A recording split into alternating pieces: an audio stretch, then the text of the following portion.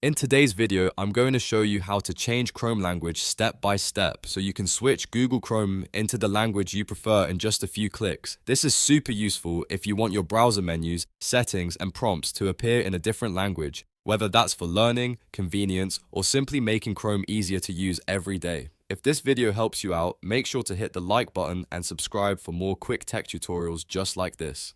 Alright, let's get into it. First, open Google Chrome on your computer.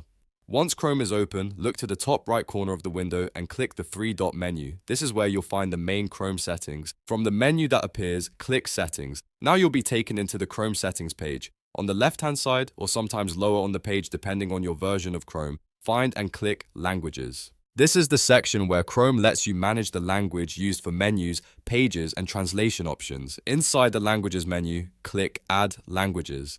A list of available languages will appear.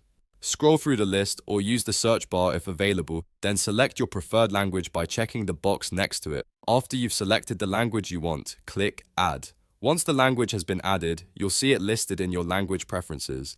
Now click the three dots next to that language. In the options that appear, choose Display Google Chrome in this language. This tells Chrome that you want the entire browser interface to use that language. After that, Chrome will usually ask you to relaunch the browser. Click Relaunch to apply the changes. Chrome will close and restart, and when it comes back, it should open in the new language you selected. If it doesn't switch right away, don't worry. Just make sure the language is set as the display language and relaunch one more time. And that's it. You've now changed Chrome language successfully. It's a simple process, but it can make a huge difference in how comfortable Chrome feels to use. If this tutorial helped, please give it a like, subscribe for more easy how-to videos, and I'll see you in the next one.